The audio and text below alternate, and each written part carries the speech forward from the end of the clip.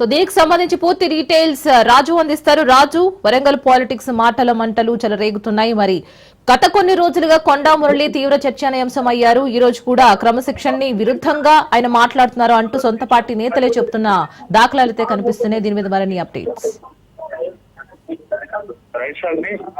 గత కొంతకాలంలో వరంగల్ కాంగ్రెస్ నేతల మధ్య వర్గ విభేదాలు కొనసాగుతూ ఉన్నటువంటి పరిస్థితి అయితే ఉంది. అందులో భాగంగానే ఉన్న దంపతుల పైన జిల్లా ముఖ్య నేతలు, ఎమ్మెల్యేలు, ఎమ్మెల్సీలు వీరితో పాటు గానీ పలువురు ముఖ్య నేతలు సైతం కొండ దంపతుల పైన కాంగ్రెస్ పార్టీ రాష్ట్ర నాయకత్వానికి వారితో పాటు గానీ ఏఐసీసీ తెలంగాణ రాష్ట్ర వ్యవహారాల ఇన్ఛార్జ్ మీనాక్షి నటరాజన్ కూడా ఫిర్యాదు చేసినటువంటి పరిస్థితి అయితే ఉంది.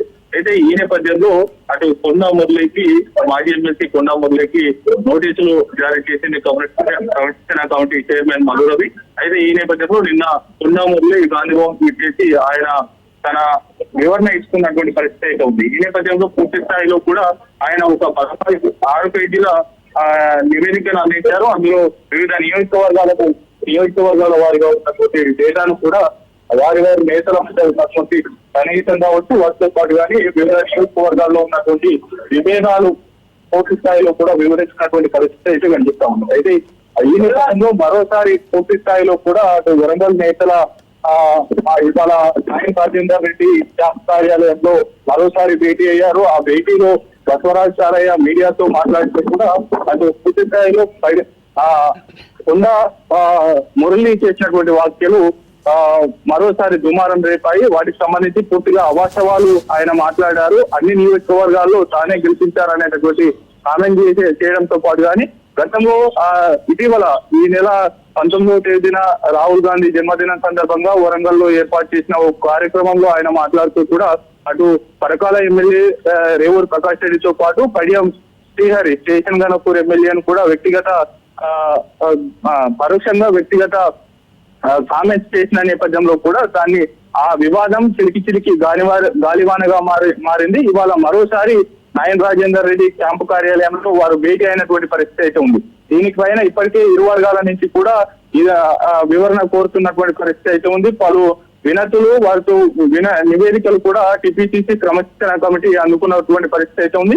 ఈ విషయంలో ఏ విధంగా ముందుకు వెళ్తుంది, ఆ పార్టీ ఎవరిపైన వేటు వేస్తుందా అనేటటువంటి అంశానికి సంబంధించి కొంత సమయం అయితే తీసుకునేటటువంటి అవకాశం అయితే కనిపిస్తా ఉంది. మరోవైపు అటు ఇవాళనే టిపిసిసి క్రమశిక్షణ కమిటీ రావి శ్రీనివాస్ సిర్పూర్ కాగజ్ నగర్ నుంచి 2023 ఎన్నికల్లో పోటీ చేసి ఓటమి పాలైనటువంటి రావి శ్రీనివాస్ పైన వేటు వేసింది, సస్పెన్షన్ వేటు వేసింది. 6 ఏళ్ల పాటు ఆయన పార్టీ నుంచి సస్పెండ్ చేసినటువంటి పరిస్థితి అయితే ఉంది. ఎందుకంటే గతంలో ఉమ్మడి ఆదిలాబాద్ జిల్లాకు ఇన్ఛార్జ్ మంత్రిగా ఉన్నటువంటి సీతక్క వ్యవహార శైలి పైన ఆయన తనదైన శైలిలో కూడా విమర్శన అస్త్రాలు సంధించారు. దాంతో పాటుగానే సీతక్క ఫోన్ లో నియోజకవర్గ నేతలకు, ఉమ్మడి జిల్లా నేతలకు అందుబాటులో ఉండరు, కొంతమంది నేతలకు మాత్రమే ఆమె సహకరిస్తున్నారు. రావి శ్రీనివాస్ వర్గీయులకు నామినేటెడ్ పదవుల్లో కావచ్చు, అదేవిధంగా పార్టీ నిర్వహించేటటువంటి అధికారిక కార్యక్రమాలలో కూడా సముచిత గౌరవం దక్కడం లేదు అనేటటువంటి నేపథ్యంలో ఏఐసిసి ఇటీవల గాంధీ భవన్ లో నిర్వహించినటువంటి ఉమ్మడి జిల్లాల సమావేశానికి సంబంధించి ఆదిలాబాద్ జిల్లా సమావేశం నిర్వహించిన నేపథ్యంలో ఏఐసిసి వ్యవహారాల ఇన్ఛార్జ్ మీనాక్షి నటరాజన్ కి రావి శ్రీనివాస్ ఫిర్యాదు చేసినటువంటి పరిస్థితి అయితే ఉంది.